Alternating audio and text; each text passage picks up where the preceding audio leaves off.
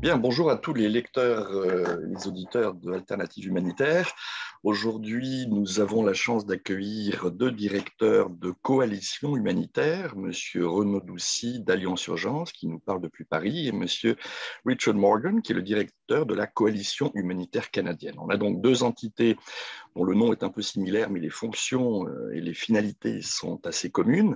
On va commencer par demander à chacun d'introduire qui ils sont, d'où viennent-ils, et surtout, que représente-t-il, que ce soit la coalition humanitaire ou que ce soit Alliance Urgence. Alors, celui qui veut prendre la parole, Renaud, vous avez votre micro ouvert. Ah, bon, ok. Bon, alors, c'est avis aux plus jeunes, alors, parce que l'Alliance Urgence, c'est 2 ans. Voilà, c'est 2 ans à peine d'existence.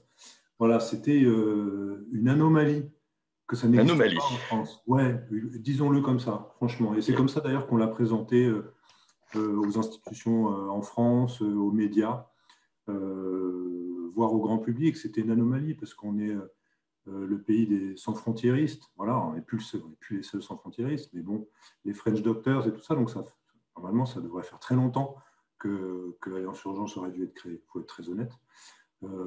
Et donc, il y a 6 ONG en 2017-2018 qui se sont dit, bon, voilà, il faut y aller maintenant, arrêtons, trouvons des principes, des règles sur lesquelles on se met d'accord, faisons des choix, et donc renonçons à des choses pour la jouer collective. Voilà. Et donc, on a Action contre la faim, on a Handicap International, Médecins du Monde, Plan, CARE et Solidarité Internationale qui ont décidé de se unir pour parler d'une voie commune en cas d'urgence et évidemment collecter ensemble pour se répartir les fonds sur une urgence donnée. Voilà pour ce qui est d'Alliance Urgence. Et évidemment, on a regardé tout ce qui se faisait à l'étranger et ça se fait depuis fort longtemps. Hein. Voilà, en Angleterre depuis les années 60, je crois, le DEC. Et puis du côté de nos amis canadiens, évidemment. Et donc, je suis ravi de voir Richard qui nous explique un peu sur l'histoire plus longue de la coalition pour le coup. Voilà. Bonjour Richard. Merci Renaud. Alors on va laisser la parole à Richard. Richard, la coalition a un historique un peu plus ancien que celui de Alliance Urgence. Comment s'est-elle créée? Aujourd'hui, qui est autour de la table? Comment cela a-t-il évolué? Merci Yvan et bonjour aussi à Renaud. Alors la coalition humanitaire, elle, en fait, disons, ses origines remontent en fait à 2004-2005 suite au tsunami en Indonésie.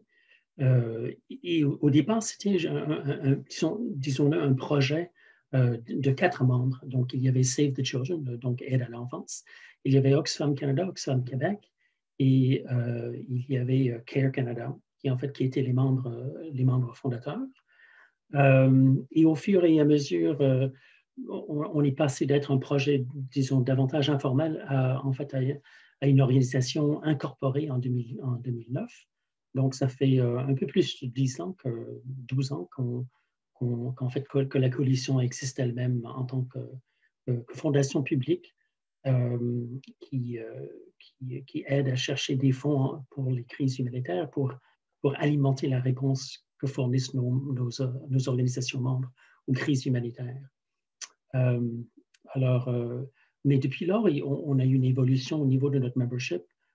Plan International Canada s'est joint aux 4 au départ, mais on a été longtemps 5 membres, donc après l'ajout de Plan.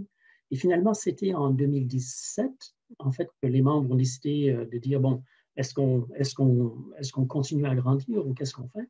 Ils ont décidé d'élargir dans ce que j'appelle l'espace confessionnel. Ils ont apporté l'aide luthérienne canadienne, Canadian Lutheran World Relief, et Aide islamique Canada, Islamic Relief Canada. Donc, ils se sont joints en 2017. Et je pense que ça a été un moment important dans notre historique parce que ça démontrait en fait que nos organisations fondatrices étaient ouvertes à travailler avec des représentants importants qui proviennent en fait du côté religieux de l'aide humanitaire. Et en fait, de vouloir l'équilibrer avec une organisation d'origine chrétienne et une organisation islamique, je l'ai trouvé très, très intéressante comme choix d'élargir la coalition. Alors, suite à cela, il y a eu un mouvement, d'une certaine façon, amorcé par le gouvernement pour voir comment pourrait-on mieux organiser notre réponse humanitaire, surtout avec l'apport que le gouvernement peut souvent mettre dans la situation via les fonds d'appariement. Et cela a mené à une autre phase d'élargissement avec Canadian Food Grains Bank, la Banque alimentaire canadienne, éventuellement aussi Vision mondiale Canada, et aussi trois organisations qui ont un statut d'affilié. Et en fait, Yvan, c'était même, j'allais dire, même une prédiction que vous avez faite lors de votre article il y a déjà 5 ou 6 ans. Éventuellement, donc, il y avait Action contre la faim, Humanité et Inclusion et Médecins du Monde qui se sont joints à nous aussi en 2019. D'accord, donc on constate une croissance importante du côté canadien, très, je dirais, canadienne, c'est-à-dire ouverte sur l'inclusion et la diversité en termes religieux ou confessionnels avec Islamic Relief, Lutheran Worldwide Fund et puis aussi World Vision. Est-ce que, Renaud, il y a des plans de croissance au niveau français pour s'ouvrir prochainement ou bien est-ce que pour l'instant, on essaye de voir si ce petit club à 6 fonctionne et puis, quelle est sa plus-value ajoutée après 2 ans d'activité? Quelles sont les premières leçons que vous tirez de cette expérience en France? Alors effectivement, on est 6 aujourd'hui. Ce sont les 6 qui ont voulu faire le choix de se réunir, voilà, qui ont voulu apporter une réponse au grand public français qui est, à chaque fois qu'il y a une urgence, je reçois X appels à dons, à qui donner, qui choisir, est-ce que l'urgence, c'est boire, c'est manger, c'est le handicap, c'est les enfants, c'est les femmes. Bref, voilà, le grand public se pose des questions. Et puis, d'abord, vous ne travaillez pas ensemble. Pourquoi sur le terrain, qu'est-ce que vous faites? Voilà, on est en 2020. Comment se fait-ce que vous n'êtes toujours pas mis d'accord pour travailler ensemble? Donc, c'était hyper important d'apporter une réponse, de dire on travaille ensemble depuis des décennies et là, on travaille ensemble depuis la France. Voilà. Donc, ça, c'était important. Et du coup, il y a des choix et des renoncements à faire pour ces stratégies de com et de développement. Et ce sont les 6 qui ont dit OK et qui ont fait des vrais renoncements et des vrais choix pour la jouer collective. Donc, on a démarré à 6 et évidemment, l'idée, ce n'est pas de rester à 6. L'idée, ce n'est pas de faire un petit club de privilégiés comme ça. Il y a évidemment des grands noms français qui manquent à l'appel, sans les nommer, Médecins sans frontières. Et puis, il y a des ONG, Richard en a parlé, chez nous, ce sera Secours islamique, Secours catholique, et puis des organisations aussi qui ne sont pas forcément des ONG, mais la Croix-Rouge. Le fait de ne pas y être, voilà, je pense que c'est quelque chose qui se discute. Hein, voilà. Et puis demain, peut-être, notre modèle aujourd'hui, c'est une association d'ONG françaises qui constitue le conseil d'administration.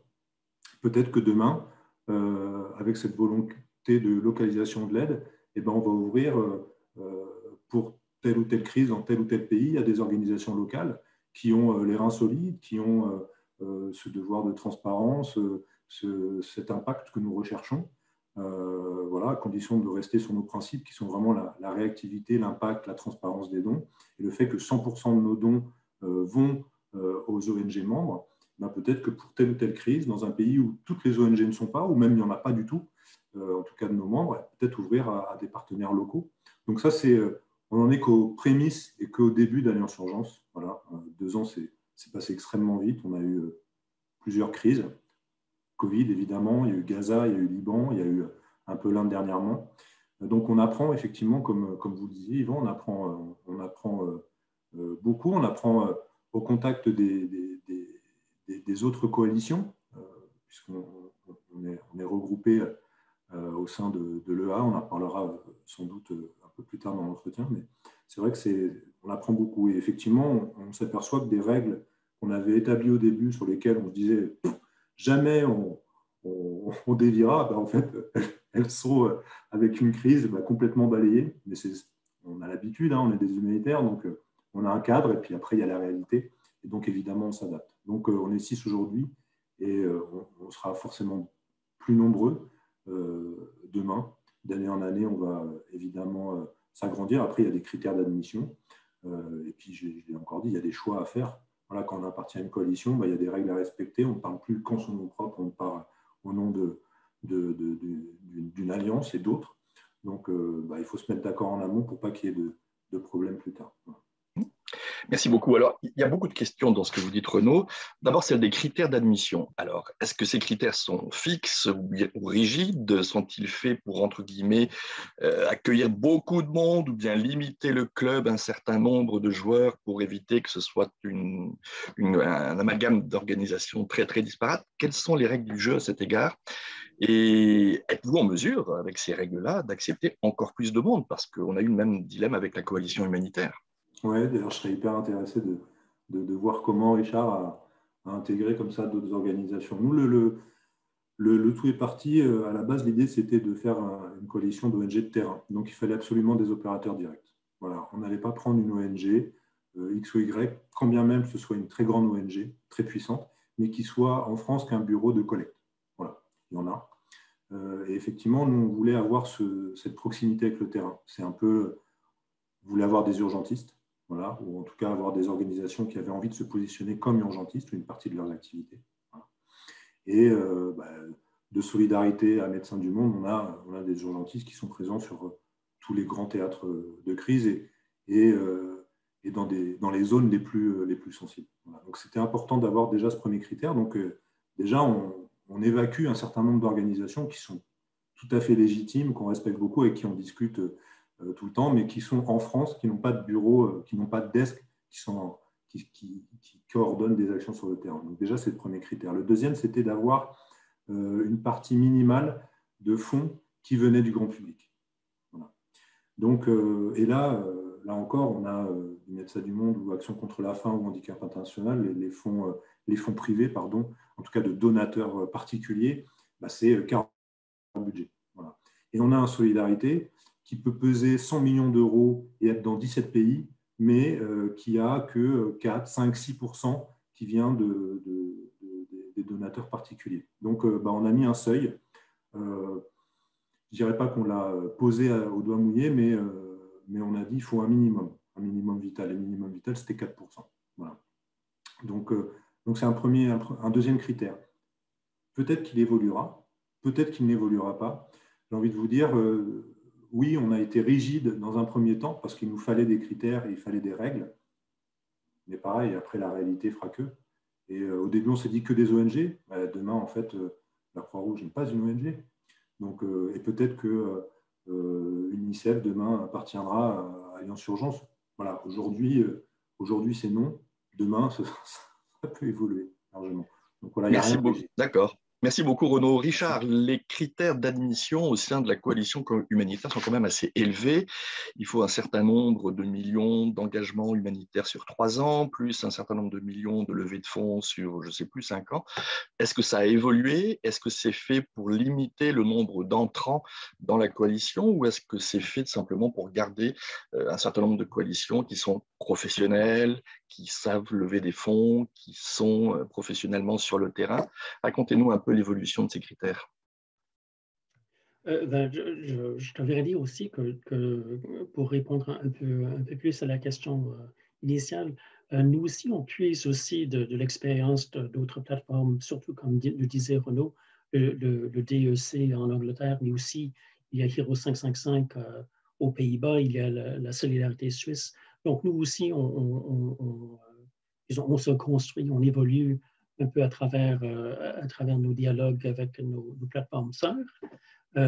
Et je dirais qu'il y a un certain nombre de nos critères en fait, qui sont sortis de l'expérience de ces plateformes sœurs.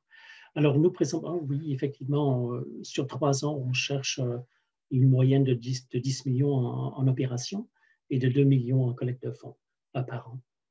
Et ces critères-là sont pour nous permettre de cerner qui sont les leaders dans le secteur. Et donc, ce n'est pas, disons, vraiment pour empêcher d'autres de se joindre, mais c'est pour vraiment dire, on cherche vraiment des organisations qui ont la capacité de répondre avec nos membres à présent. On est présent dans 150 pays.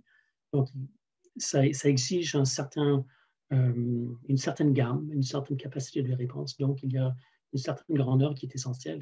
Et de ce côté-là, le chiffre d'affaires en opération est un indicateur qui permet de disons, de parler de ce composant-là. Du côté de la collecte de fonds, le 2 millions, c'est pour quand même dire aussi qui sont les organisations qui sont capables d'aller mobiliser le grand public. Parce qu'effectivement, c'est ce qu'on essaie de faire au nom de nos membres pour maximiser la réponse qu'on est capable de faire à une crise, c'est de pouvoir, disons, aller chercher des fonds qui permettent la réaction humanitaire. Et donc, il faut quand même avoir des organisations membres qui ont une capacité d'aller mobiliser le grand public. Tout cela étant dit, en 2017, quand la discussion a été entamée, et finalement en 2019, quand on a réussi à faire intégrer MDM, ACF et HI parmi notre membership, on a réussi à développer un nouveau statut de membre, un statut de membre affilié, parce que ces organisations représentent aussi un leadership important pour le secteur, mais n'avaient pas au Canada une collecte de fonds qui atteignerait la balise qui est là. Alors, on avait décidé en discussion avec Affaires mondiales Canada en fait, qu'il y avait une importante participation désirée de la part de ces trois agences-là. On a réussi à formuler une façon pour qu'ils puissent s'intégrer à nous. Mais ça soulève une autre question pour nous, donc c'est quoi la prochaine phase d'évolution de la coalition? Et effectivement, cette année, en fait, cet été même, on entame une discussion, une analyse de notre gouvernance qui va nous permettre aussi de voir vers où est-ce qu'on s'en va au niveau du membership, au niveau de ce statut de membre et comment allons-nous procéder. Mais il faut quand même garder en tête que ce qu'on cherche, ce sont des organisations qui ont la capacité de répondre professionnellement, rapidement et sur une grande étendue de pays où les crises sont à risque de surgir. Merci beaucoup, Richard. Et effectivement, au Canada, on a des organisations comme ACF ou KHI qui sont arrivées relativement récemment, c'est-à-dire il y a moins de 30 ans, donc qui n'ont pas une capacité opérationnelle avouée, qui sont plus des organisations de plaidoyer que de levée de fonds, même si elles n'arrivent pas encore à rencontrer les critères des grandes que vous avez dans le club, les CARE, Save the Children, Plan et autres. On a aussi un phénomène très intéressant. D'un côté, on a une association type loi 1901 à la française, et puis de l'autre côté, avec Richard, on a une corporation, c'est-à-dire une compagnie enregistrée avec des règles de droit qui correspondent aux entreprises, qui présentent des états financiers, et donc deux statuts très, très différents. Vous avez parlé, Richard, de votre discussion avec Affaires mondiales Canada pour faire rentrer de nouveaux membres, ce qui pourrait paraître un peu surprenant parce que vous demandez au ministère est-ce qu'on peut ou pas associer d'autres membres à notre gouvernance, pourquoi pas. Mais vous avez aussi quelque chose de très spécifique qui est le fonds d'intervention humanitaire, c'est-à-dire de l'argent qui vous est alloué par Affaires mondiales Canada. Vous devenez d'une certaine manière, je n'ose pas dire le mot, un auxiliaire des services publics, un peu comme la Croix-Rouge. Est-ce que vous pourriez nous expliquer comment s'est construit ce lien ? Que faites-vous avec? Comment se développe-t-il? Est-ce que c'est quelque chose qui pourrait aussi peut-être inspirer nos collègues français en relation avec le centre de crise des affaires étrangères? À vous, Richard. Difficile à savoir si c'est un modèle qui peut se transporter outre-mer, mais oui, le Fonds canadien pour l'aide humanitaire il y avait eu un projet pilote qui a commencé en 2014, qui par la suite a été évolué dans ce qu'on a appelé la phase 2 en fait, comme acronyme, on l'appelle le CHAF, donc la phase 2 du CHAF. Finalement, en fait, nous sommes à la veille de clore la troisième phase et nous avons déjà réussi à conclure une entente avec Affaires mondiales Canada pour la quatrième phase. Donc, c'est un fonds qui à présent, tourne autour de 5 millions par année, qui nous permet de répondre à l'année longue aux crises de petite et moyenne envergure qui risquent de ne pas, autrement de ne pas avoir une réponse adéquate canadienne. Et donc, disons, je dirais 1 ou 2 fois par mois, ces fonds nous permettent de répondre à des crises, surtout des crises rapides. On a toute une gamme de critères à laquelle, disons, les crises doivent être éligibles pour obtenir les fonds. Et ce qui se passe, effectivement, il y a 85% des fonds qui proviennent d'Affaires mondiales Canada au nom du public canadien. L'agence qui reçoit l'octroi, elle doit mettre son 10% et nous, comme coalition, centralement, comme de notre propre collecte de fonds, nous, on fournit 5%. Donc, c'est très intéressant au niveau de pouvoir vraiment décupler des fonds importants rapidement pour des crises qui souvent ne sont pas à la une des journaux, mais qui ont besoin d'une réponse. Et donc, c'est un des outils que le gouvernement considère comme étant partie de sa boîte à outils pour répondre aux crises. Mais disons, pour dire, est-ce qu'on est auxiliaire du gouvernement? Non, mais c'est un contrat que nous avons au nom du gouvernement. De la même façon qu'à travers son processus CAP annuel, que le gouvernement décide d'octroyer des fonds importants aux organisations, aux ONG canadiennes pour intervenir sur le plan international. Merci beaucoup, Richard. Pour nos auditeurs, on va préciser que le CAP, c'est le Consolidated Appeal Process, qui est un processus d'appel en réponse aux urgences humanitaires et qui est soumis et présenté par les organisations pour financement à Affaires mondiales Canada. Alors, Renaud, dans le cadre français, est-ce que c'est quelque chose qui est effectif ou qui est envisageable ou qui est en discussion? Comment ça se passe de votre côté? Alors, effectivement, on est dans la prospective, là, parce qu'effectivement, on a un centre de crise et de soutien en France qui fait partie du ministère des Affaires étrangères, et qui est effectivement le guichet pour les ONG françaises pour aller chercher des fonds sur des urgences. Donc, évidemment, toutes les ONG connaissent extrêmement bien le CDCS. Et effectivement, quand on regarde ce qui se fait au Canada ou dans un autre modèle, mais le Start Fund avec le DFID en Angleterre, c'est évidemment des modèles qui nous font envie, forcément. Mais je tiens à vous redire, on n'a que 2 ans d'existence officielle.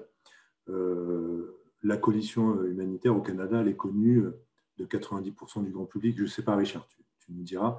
Mais ici, en France, Alliance Urgence, on reste un nain. Voilà, on a eu effectivement de la visibilité parce qu'il y a eu des crises, mais voilà, on ne déplace pas encore les foules. Et notre notoriété, elle est pour l'instant quasi nulle. Voilà.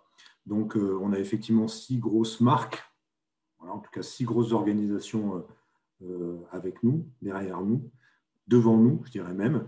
Et Alliance Urgence, il y a encore un gros travail pour faire connaître l'Alliance et devenir notre ambition. Notre première ambition, c'est déjà de devenir le réflexe des Français en cas d'urgence. Voilà, donc on a un gros travail à effectuer avant de ensuite élargir. Effectivement, le modèle canadien est extrêmement intéressant parce évidemment, je rejoins ce que disait Richard, ce n'est pas un subalterne du tout, c'est un partenaire. Et je trouve que là, ça devient intéressant parce qu'il l'a dit, hein, il y a des crises oubliées, ce n'est pas ça qui manque. Des crises non médiatisées, tous les jours, il y en a. Voilà, des petites, des grandes, de grande intensité. Et c'est compliqué d'aller chercher des fonds, notamment auprès du grand public pour ces crises-là. Et le fait d'avoir ce soutien-là et cette réactivité-là du gouvernement canadien leur permet d'avoir un impact rapidement. Et ça, je trouve que c'est extrêmement intéressant. Merci beaucoup, Renaud. Renaud, je vais vous garder avec nous parce qu'il y a un point que vous avez souligné tout à l'heure qui était très intéressant. Vous avez parlé de la possibilité de vous associer avec des partenaires du Sud, appelons-les comme ça, des partenaires locaux dans des pays où se passent des crises. Donc, on est sur l'agenda de la localisation.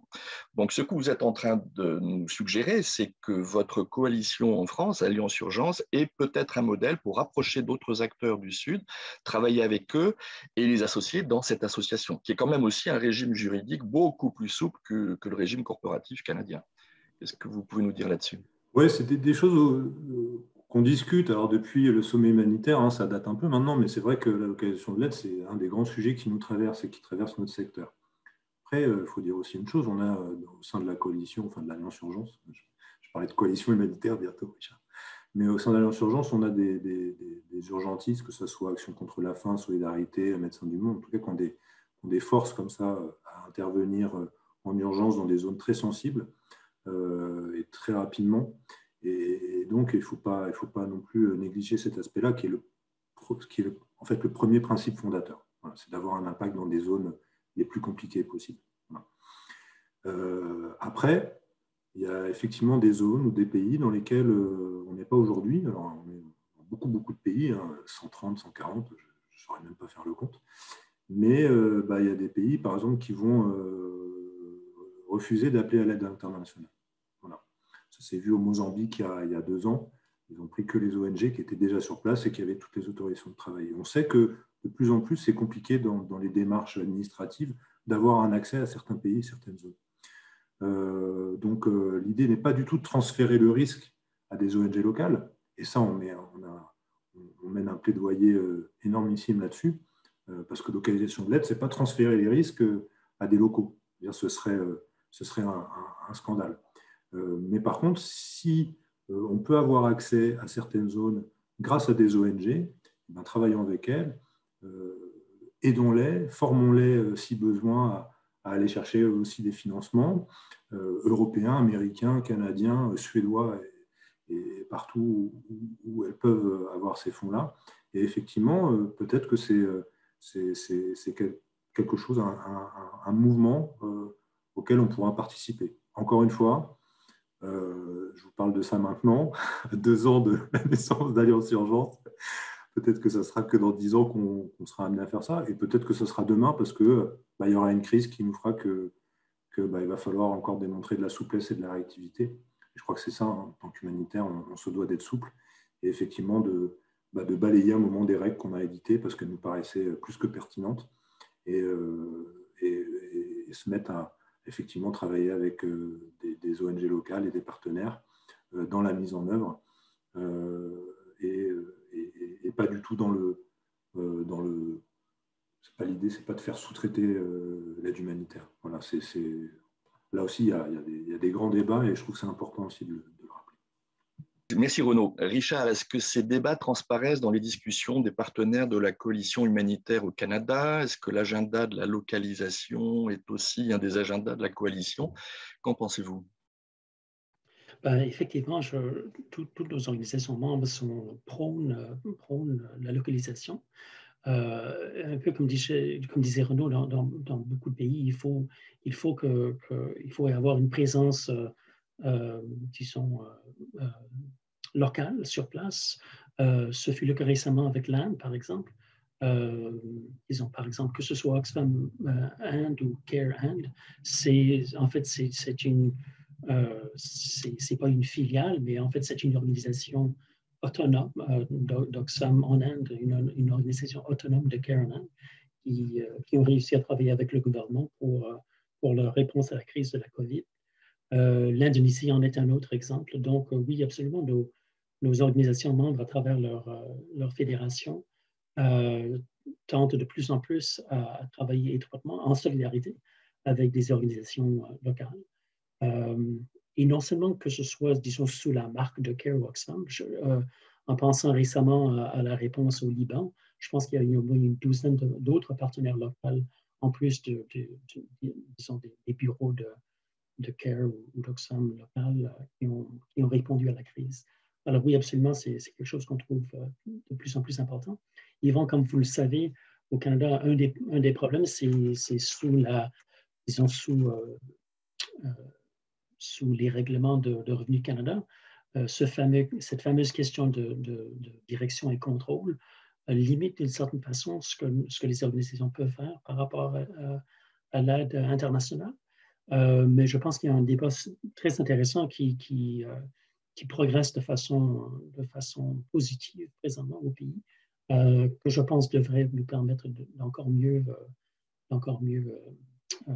disons, permettre de suivre dans cette foulée par rapport à la localisation. Oui, Yvan, pardon pour effectivement ce que dit Richard est extrêmement important, c'est-à-dire que je vais parler pour les Français, mais on n'a pas de religion sur la localisation de l'aide. On n'est pas 10 000% pour ou totalement contre. Je pense qu'en tant qu'humanitaire, on vise l'efficacité, la fameuse efficience, et effectivement avec ce devoir de transparence et de redevabilité par rapport effectivement aux populations qui bénéficient de notre aide, en tout cas qu'on va aider, et puis des gens qui nous permettent de la mettre en œuvre. Donc, si ça doit passer par des partenaires locaux, faisons-le. Voilà, et montrons-nous assez souples et en même temps rigoureux pour pouvoir mettre cette efficacité-là en place. Voilà. Merci beaucoup, Renaud. Richard, merci aussi pour nous avoir rappelé l'importance des règles fiscales, financières et corporatives qui régissent la coalition dans le cadre du Canada, ce qui n'est pas le cas de Renaud, qui est une association de loi 1901 et qui a donc beaucoup plus de souplesse dans la gestion de ces fonds. Mais une autre question qui a été ouverte par Richard, c'était celle des relations entre des organisations nationales, françaises ou canadiennes, et leurs grandes fédérations. CARE Canada fait partie de CARE International, Oxfam Québec fait partie d'Oxfam International. Est-ce qu'il y a des complémentarités ou des frictions que vous pouvez percevoir entre des fédérations qui, pour certaines, peuvent être un peu contrôlantes, et puis des organisations, entre guillemets, autochtones, nationales? Comment se passent ces relations-là? Renaud, vous souriez, qu'est-ce que vous en pensez?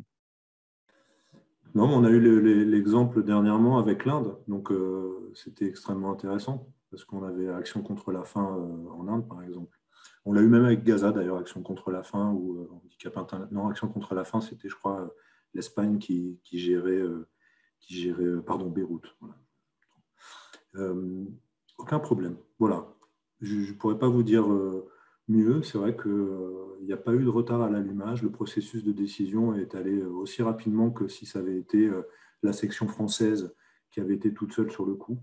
On l'a eu avec CARE, effectivement, sur l'Inde. Voilà, encore une fois, nous, le maître mot étant la réactivité. C'est vraiment ça qui nous importe. Et effectivement, on n'a eu aucune déception de ce côté-là.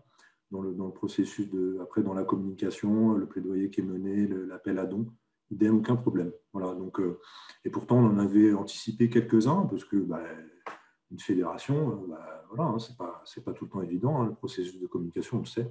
Mais là, écoutez, c'est pas le fruit du hasard, c'est juste que c'est extrêmement bien huilé pour les organisations qui sont membres d'Alliance Urgence, donc on s'en félicite. Voilà. D'accord. Et Richard, vous avez déjà ouvert ce débat, mais comment ça se passe de votre côté? Parce que quand je regarde votre membership, ils sont quasiment tous membres d'une grande fédération internationale.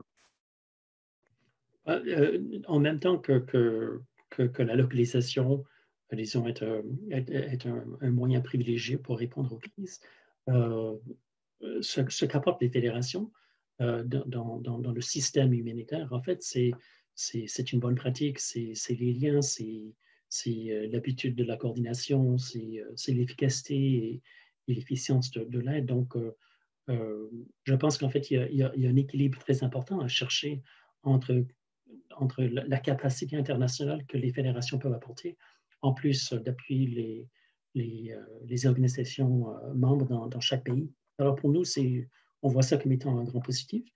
Et ça permet aussi de faire de plus en plus d'établir de plus en plus de liens aussi avec d'autres organisations qui sont plus petites, qui peuvent par exemple mettre encore plus en valeur, par exemple, le leadership des femmes dans certains contextes. Donc, pour moi, on voit ça comme étant un grand atout pour l'aide humanitaire. Et ce que je voulais apporter, c'est une autre dimension. Je ne sais pas, Renaud, en France, si vous avez la même réflexion, mais pour nous aussi, la localisation, il y a aussi un côté, disons, domestique là-dedans. Donc, disons, pour être authentique, pour décoloniser un peu, disons, le travail qu'on fait, jusqu'où est-ce que nous aussi, on est transparent, on est redevable, jusqu'où est-ce qu'on s'engage aussi avec les communautés diaspora qui sont ici au pays. Et ça aussi, je trouve que c'est un élément intéressant. On l'a vu en grande force avec l'appel au Liban, et un peu moins, mais aussi avec l'appel récent pour l'Inde, de tisser des liens avec les communautés qui sont proches des pays touchés, mais qui sont ici au Canada. Ça aussi, c'est important. Comme, disons, si la localisation se joue sur tout un spectrum, il y a un côté important domestique aussi à considérer. Renaud, qu'en pensez-vous? Oui, la question s'est posée effectivement. Alors, d'abord, il y a eu une réponse pendant les premiers temps de la crise Covid, avec Canal Plus Afrique qui nous a approchés parce qu'il faisait un concert à la maison avec plein d'artistes et il cherchait une organisation présente partout en Afrique, etc. Et c'est vrai que c'est la première fois qu'on a été en contact direct, là, pour le coup, avec la diaspora, les diasporas de beaucoup de pays africains en France. mais aussi carrément avec la population locale, voilà, au Sénégal, au Mali, dans tous les pays francophones, là, pour le coup, africains. Et c'est vrai que ça nous a... Tiens, on s'est dit, voilà, il y a encore un nouveau modèle là. Il y a encore un nouveau modèle. Et c'est vrai que ça ouvre encore des perspectives toujours plus larges. Et puis, on l'a eu effectivement pour Beyrouth, avec une diaspora libanaise en France, évidemment, et puis des ONG libanaises qu'on connaît bien aussi, avec qui on travaille main dans la main depuis 40, 50 ans parfois. Donc, effectivement, c'est là où on s'est dit, tiens, des partenariats avec des ONG qu'on pourrait sélectionner, avec quels critères, etc. Donc, ça ouvre. En fait, à chaque fois qu'il y a une question, ça ouvre, c'est des questions à tiroir, quoi. Ça on cesse de se poser des questions. Mais effectivement, effectivement, tu as raison, Richard, la localisation de l'aide, en fait, c'est une question plus large que l'association nationale avec qui on pourrait travailler, mais effectivement, la question des diasporas et même des donateurs dans les pays en question, elle se pose. Donc, voilà, c'est très complexe à la fin, mais c'est extrêmement intéressant parce que ça crée des passerelles et des liens. Et aujourd'hui, via Canal Plus Afrique, nos ONG ont même un mois de présence à l'antenne pour se présenter, pour faire ce qu'on fait sur le terrain dans les zones où on est, c'est-à-dire expliquer nos mandats, comment on agit, pourquoi, comment on est financé, puis quel est notre impact, etc. Donc je trouve que là, il y a des passerelles effectivement qui sont en train de se poser, puis des passerelles entre alliances aussi, parce que nos membres sont membres d'autres alliances, du Japon au Canada, voilà, en passant par l'Allemagne, la Suisse. Donc effectivement, tout ce beau monde se côtoie. Et je trouve que c'est extrêmement enrichissant, extrêmement intéressant. Merci beaucoup, Renaud. Donc, à côté de vos coalitions nationales, il y a aussi, on va dire, une coalition des coalitions, le Emergency Appeal Alliance. Expliquez-nous un tout petit peu, pour un auditeur lambda comme moi, quelle est la valeur ajoutée d'avoir une alliance des alliances? Est-ce que ça permet d'introduire certaines standardisations dans les conditions de gouvernance ou dans les seuils d'accès ou de candidature des organisations pour une coalition ou une autre? Dites-nous un peu quelles sont les valeurs ajoutées de cette coalition des coalitions. Moi, je pourrais commencer en disant, pour nous, c'est même, je dirais, la fondation de la coalition humanitaire au Canada, c'est beaucoup inspiré du DEC en Angleterre et, comme je disais, de d'autres alliances qui étaient déjà là depuis les années 60, en partenariat avec les médias publics à l'époque. Donc, que ce soit en Allemagne, en Suisse, aux Pays-Bas, en Belgique aussi. Et on est en train de voir, je dirais, un certain élan, parce qu'aussi récemment, il y a l'Irlande, il y a l'Australie, et même les États-Unis, pour une période initiale, eux aussi commençaient à mettre en branle ce genre de travail collaboratif. Donc, d'avoir cette plateforme, des plateformes nous permet d'apprendre des meilleures pratiques des autres membres. Mais ce n'est pas seulement, ou pas uniquement, le partage des informations. Parfois, ça permet aussi un travail collectif sur le terrain. Par exemple, au Népal, il y a déjà quelques années, où suite au cyclone Idai, par exemple, nous avons réussi à travailler en collaboration avec le DEC en Angleterre pour faire l'évaluation à mi-parcours de la programmation. Donc, il y a encore plus de possibilités de collaboration dans cette plateforme. Et de plus en plus, ces technologies nous permettent de le faire davantage. La COVID a mis encore plus de l'avant la capacité de travailler ensemble à grande distance. Quoique j'avoue que je ne suis pas tellement un grand fan des réunions qui commencent à 6 heures du matin, mais il y a beaucoup de possibilités de faire encore plus à ce volet-là. Merci Richard. Renaud, qu'est-ce que vous en tirez, vous, de cette coalition de cette grande alliance? Comme l'a dit Richard, en fait, quand on a commencé à se réunir pour les premières fois et à se dire, voilà, quel statut, quelle fonction, quelle organisation on a pour l'Alliance Urgence, ça nous a permis de voir d'abord qu'il n'y avait pas une solution miracle. Voilà, toutes les coalitions ne se ressemblent pas. Il y a évidemment des gros points communs, mais on a vu aussi que chaque pays avait ses spécificités, sa culture, etc., etc. Des choses un peu cons, hein. Mais c'était bien de le savoir. Et donc, du coup, ça nous a vachement poussé à se dire, OK, il y a ça qui existe en Angleterre depuis 50 ans, ça qui existe aux États-Unis, c'est en train de refondre, puis c'est en Belgique, c'est peut-être plus proche de chez nous, puis c'est en Suisse. Et donc, on a des alliances qui n'ont pas du tout la même presque fonction selon les pays. Donc, ça nous a un peu libérés, en fait. On s'est dit, bon, voilà, faisons un truc à la française. Et encore une fois, ça va peut-être, ça va certainement évoluer. C'est-à-dire qu'aujourd'hui, l'Alliance Urgence, c'est la somme de 6 organisations. Et l'Alliance Urgence se cache un peu derrière ces 6 organisations.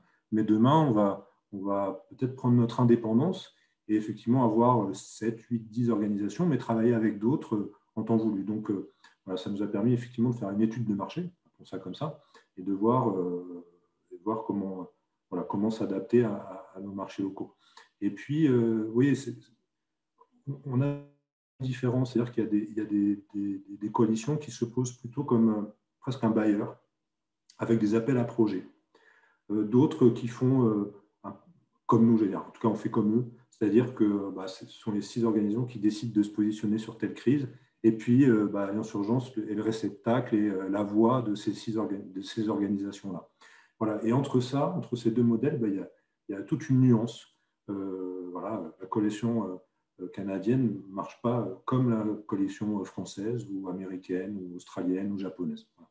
Et puis, au-delà de ça, le fait de se voir régulièrement, tous les mois, c'est de voir à chaque fois, tenez, voilà, les Hollandais, qu'est-ce qu'ils ont fait sur le Covid ou sur Gaza, voilà. Ils ont fait ça, ils ont eu l'idée de faire tel type d'événementiel avec telle chaîne de télé, tel média. Ah, voilà. Alors chez nous, ça ne marcherait pas comme ça, mais peut-être que si on faisait... Voilà. Donc ça permet de rester voilà, toujours dans la réflexion et puis de se dire, tiens, on va essayer ça la prochaine fois à notre sauce, mais voilà, il y a quelque chose là. Et puis, ça nous permet aussi, quand on va voir les médias, qui sont des partenaires primordiaux pour les alliances, de dire, voilà, regardez en Suisse, regardez en Allemagne, ils ont fait ça la dernière fois. Qu'est-ce que vous en pensez? Parce qu'eux aussi, ils se parlent. Voilà. Il y a les coalitions d'ONG, et puis il y a les médias, voilà, qui sont des grands groupes aujourd'hui, et ça se parle, voilà, au-delà des frontières. Donc, il y a une résonance qu'on essaye d'amener aussi, c'est extrêmement enrichissant. Vous avez ouvert le débat, Renaud, en disant que grâce ou de par la Covid, il a fallu évidemment penser un peu différemment, penser out of the box, penser à des nouveaux modèles. Qu'est-ce que ça vous a apporté, cette Covid, dans votre façon de fonctionner, dans l'approche que les membres de l'Alliance ont eue par rapport à leurs opérations traditionnelles et, une fois de plus, au rôle de leurs partenaires au Sud? Je pense que déjà, c'était pour les membres un exercice inédit, évidemment, avec le premier mois, gérer des RH qui sont aux 4 coins du monde, qui disaient quoi, un confinement, mais enfin, ils sont tombés des nues, quoi. Voilà. Et puis, ce qui a été intéressant, c'est de voir un peu la coalition d'ONG sur le volet logistique. Voilà. Depuis la France et avec l'Union européenne et le CDC, justement, le centre de crise français, il y a eu un pont aérien qui a été organisé très rapidement pour transporter des ressources humaines et du fret, et des marchandises et du matériel humanitaire. Donc, ça nous a, je crois, consolidé dans notre volonté d'aller beaucoup plus vite dans cet esprit d'équipe et de mutualiser nos moyens. On le fait depuis longtemps sur plein de volets, mais là, on était vraiment, voilà, c'était à l'épreuve du feu. Et il a fallu aller beaucoup plus vite. Et vous le savez, en temps de crise, tout va beaucoup plus vite. Les décisions se prennent plus vite. Et on se plante des fois. Mais quand ça réussit, après, ça reste. Voilà. Et je pense que je crois que au niveau de l'Alliance, très honnêtement, ça n'a pas changé grand-chose. C'est-à-dire que les membres étaient réactifs et on a pu lancer notre appel à dons quand on avait décidé, etc. Mais par contre, pour chaque membre, je crois que ça a été...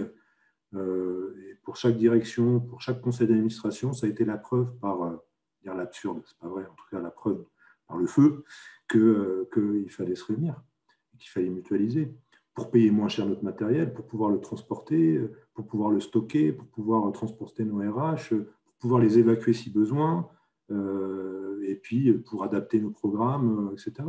Évidemment, quand on partage nos connaissances, tout va plus vite. Très, très intéressant. Richard, est-ce que cet effet de mutualisation, on l'a senti aussi au Canada au moment de la crise, quand elle a démarré? Je dirais oui et non. Il y avait disons on a vu avec notre sondage auprès du grand public qu'il y avait, en fin de compte, il y avait peut-être 20 à 25% de la population qui avait été vraiment durement touchée par la COVID. Mais ce qui a été un peu étonnant pour tout le monde, c'est de constater qu'il y avait quand même une bonne, je dirais, disons 60% de la population qui était neutre par rapport à l'impact sur leur santé ou le côté financier. Il y avait même un bon, je ne sais pas, 15 à 20% qui disaient qu'ils étaient même, que leur situation financière s'était même améliorée pendant la COVID. Alors, de voir où en était le grand public canadien par rapport à serait-il ouvert à se mobiliser pour la COVID, on avait eu quand même des données intéressantes.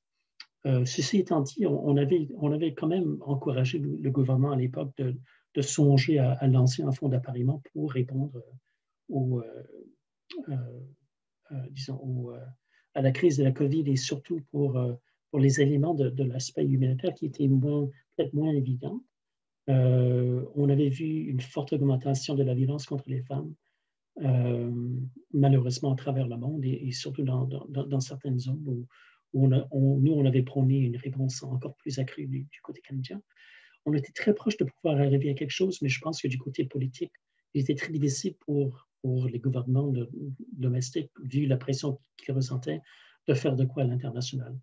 Là, présentement, on voit jusqu'à quel point, ayant tourné un peu le coin, si on peut le dire, avec la vaccination, que les gens sont de plus en plus ouverts à dire est-ce qu'on pourrait faire de quoi côté international.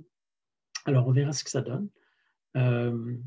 Au niveau de l'impact de la COVID par rapport à notre programmation, on avait certainement vu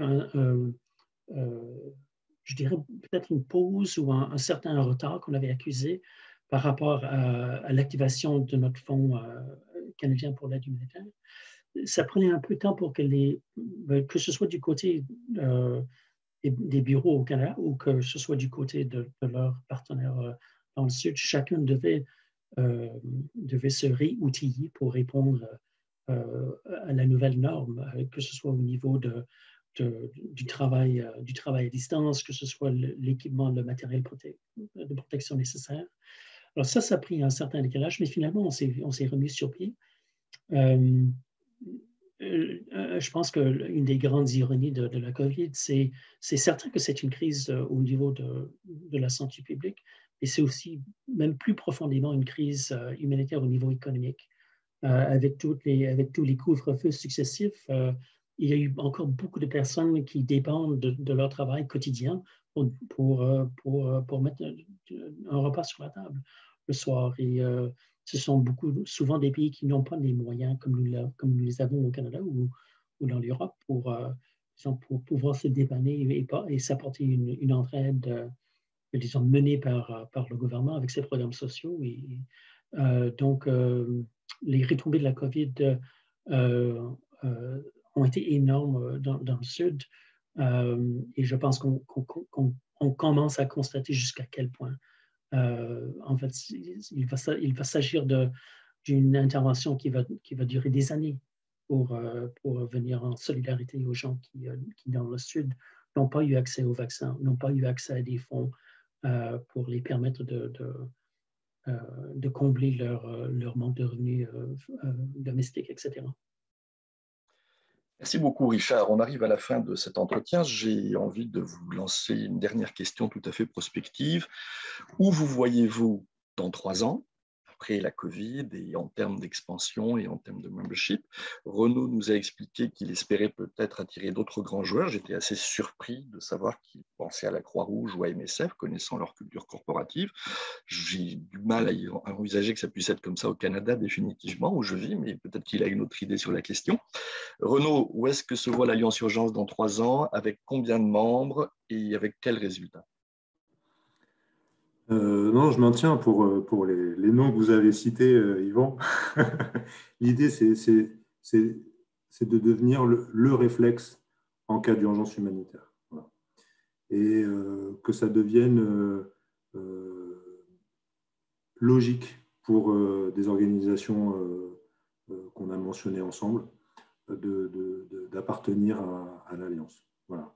Parce qu'elles auront plus à y gagner et parce que collectivement, on montrera un front uni aux Français et ils arrêteront, les Français, de se demander à qui je dois donner en cas d'urgence humanitaire. Voilà. On sera 6, on sera 8, on sera 10, 3 ans, ça passe vite, j'en sais rien, on sera 12. Il y aura des ONG locales, un temps X ou Y, je ne sais pas, mais j'espère qu'on sera devenu dans l'esprit des Français la référence en termes de confiance, en termes d'impact, et que les gens sauront taper allianceurgence.org pour faire leur don. Voilà. Excellent, merci Renaud. On vous rappelle dans 3 ans définitivement. Richard, où en sera la coalition dans 3 ans? Vous serez combien? En fait, je ferai écho à ce que disait Renaud. Nous aussi, on cherche à se positionner comme étant disons, une réflexe pour les Canadiens et les Canadiens hors de crise, comme véhicule, comme moyen pour venir en aide aux pays touchés par les crises humanitaires. Alors ça aussi, c'est ce qu'on cherche. Je dirais que du côté philanthropique ou visibilité ou marque, on a vu un certain progrès pendant les récentes années. On était très heureux, en fait, disons, je crois que c'était pour la première fois qu'on a reçu un appui très important de TVA avec la crise en Inde. Ils nous ont gracieusement donné beaucoup de temps dans leur horaire pour diffuser les MIP. Alors, on était très heureux de voir ce projet. C'est quelque chose qu'on n'avait pas vu avant. Alors, on essaie d'avoir une certaine évolution, de continuer à grandir. Mais je dirais le grand défi pour nous, du côté philanthropie, médias, visibilité, etc., c'est la transformation de l'environnement médiatique. De moins en moins, les gens disons, ouvrent les journaux, écoutent la télé, etc. De plus en plus, ils sont en ligne. Alors, jusqu'où est-ce qu'on serait capable de mettre à contribution les Google, les Facebook, Twitter de ce monde à mieux contribuer aux urgences? Je pense qu'il y a un bon leadership de la part des médias traditionnels, mais les nouveaux médias tardent disons, à être à la même hauteur, je dirais. Donc, c'est un des grands défis qu'on travaillera d'arrache-pied d'ici 3 ans quand on fera la prochaine entrevue. Du côté du membership, comme je vous disais, on aimerait énormément que Action contre la faim, Médecins du monde, Humanité et Inclusion continuent leur croissance au Canada et pourraient devenir aussi membres à plein droit de la coalition. Donc, c'est quelque chose qu'on essaie d'appuyer dans la mesure du possible. Au niveau d'autres organisations, c'est sûr que nous aussi, nous avons été en dialogue avec la Croix-Rouge, mais elle a sa propre perspective là-dessus, voir jusqu'où elle verra l'intérêt. C'est quelque chose à développer. Mais je ne pourrais pas trop me prononcer là-dessus parce qu'effectivement, comme je disais, on ne fait qu'entamer cet été notre analyse de gouvernance et où nous dirigerions-nous d'ici 3 ans.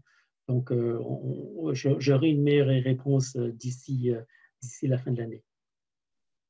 Merci beaucoup Richard, merci beaucoup Renaud, merci beaucoup Alternative Humanitaire de nous avoir permis cet échange pour informer les auditeurs sur le rôle, les fonctions et les défis relevés par la coalition humanitaire canadienne et par Alliance Urgence en France. Merci beaucoup messieurs et nous espérons vous retrouver dans 3 ans pour faire un bilan de situation de l'évolution de vos organisations respectives. À très bientôt et encore merci. Merci à vous, merci à vous deux. Merci Renaud, merci Yvan et merci aussi à Alternative de nous avoir accordé cette occasion de dialogue.